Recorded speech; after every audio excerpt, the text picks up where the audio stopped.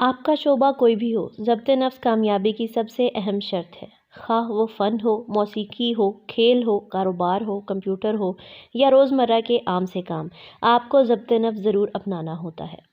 Philosopher Erich Fromm کہتا ہے کہ ضبط نفس نہ ہو تو ہماری زندگیاں منتشر ہو جاتی ہیں اور یکسوئی ختم ہو جاتی ہے۔ اگر ہم اسی وقت کام کریں جب ہمارا کام کرنے کا موڈ ہو تو پھر یہ مشغلے سے زیادہ نہیں ہے۔ ایرک فروم کہتا ہے جب تک ہم کسی کام کو منظم انداز میں نہیں کریں گے تو ہم اس میں اچھے نہیں ہو سکیں گے۔ ہماری شخصی ترقی کا ایک اہم اصول ذمہ داری قبول کرنا سیکھنا ہے۔ ضبط نفس یہی تو ہے۔ بینجامن فرینکلن نے کہا تھا کہ بغیر تکلیف سہے کچھ حاصل نہیں ہوتا۔ اس کی مراد ضبط نفس ہی تھی۔ ضبط نفس ہمیں کام کی اذیت اور کام کے انعام دونوں پر کنٹرول عطا کرتا ہے۔ حقیقی کامیابی تبھی حاصل ہوتی ہے۔ ہال اربن اپنی تحریر لائف's گریٹسٹ لیسنز میں ضبط نفس کے حوالے سے تحریر کرتے ہیں۔ ہم ایک ایسے معاشرے میں رہتے ہیں جو آرام، لذت اور فوری کام ہونے کی پرستش کرتا ہے۔ ذرا سوچو کہ ہم کتنے کام صرف ایک بٹن دبا کر سکتے ہیں۔ گیراج کا دروازہ کھولنا، ڈنر پکانا، فون کال کرنا، کپڑے دھونا اور سکھانا، ٹی وی آن کرنا، چینل تبدیل کرنا وغیرہ۔ یہ صرف گھر کی مثال ہے۔ کار اور کام کی جگہ پر مزید بٹن ہوتے ہیں۔ بٹن دباؤ، ہر کام آسانی سے اور فوراً ہو جائے گا۔ نہ پسینہ نہ کھچاؤ۔ اس پر مستزاد صبح و شام ہر وقت مسلسل نشر ہونے والے اشتہارات ہیں۔ بے شمار لوگ اپنی زندگیاں اشتہاروں کے پیغامات کے مطابق ڈھال چکے ہیں۔ زندگی کا یہ درست اسلوب نہیں ہے۔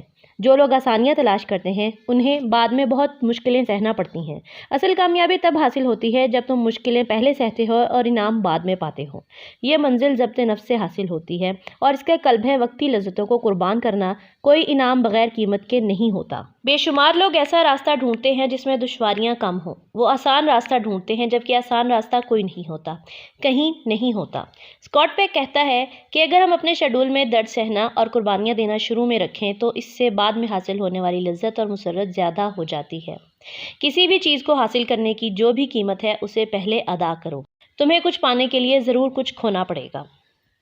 کچھ پانے کے لیے کچھ کھونا کتنا اہم ہے اس کی وضاحت ہال اربن اس مثال سے دیتے ہیں۔ میں چند سال پہلے ہائی اسکول کے جونیئرز اور سینئرز کے ایک گروپ کو شخصی کامیابی کی نفسیات پر ایک یونٹ پڑھا رہا تھا۔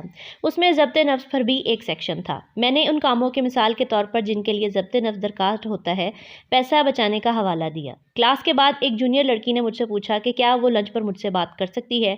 چند گھنٹوں بعد اس نے مجھے بتایا کہ وہ ایک بہت اچھی ملازمت کر رہی ہے اور $100 ہفتہ گھر لے کر جا رہی ہے۔ اس نے کہا لیکن میں یہ ساری رقم اڑا دیتی ہوں۔ وہ چاہتی تھی کہ میں اسے ضبط نفس اور بچت کے متعلق مزید باتیں بتاؤں۔ میں نے اس سے پوچھا کہ وہ اپنی رقم کیسے خرچ کرتی ہے۔ اس نے کہا چیزیں اور تفریح۔ میں نے پوچھا کیا تم تھوڑی چیزوں اور تھوڑی تفریح پر قناعت کر سکتی ہو؟ اس نے کہا ہاں۔ چنانچہ ہم نے مل کر اس کے لیے ایک منصوبہ بنایا جس کے تحت اس نے اپنی تنخواہ ملتے ہی $40 بینک میں جمع کروا دینے تھے۔ اس لڑکی نے کیا کھویا؟ چند فلمیں اور راک کنسرٹس، چند کیسٹیں اور سیڈیز، فاسٹ فوڈ اور جنک۔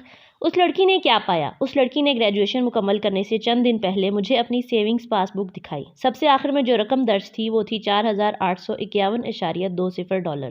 اس نے بازو کا $40 سے بھی زیادہ رقم جمع کروائی تھی۔ اسے نہ صرف جمع کی ہوئی رقم ملی بلکہ معاشیات کا ایک عملی سبق بھی ملا۔ اسے نہ صرف ضبط نفس کی خوبی حاصل ہوئی بلکہ یہ اعتماد بھی حاصل ہوا کہ وہ روپے پیسے کو سنبھال سکتی ہے۔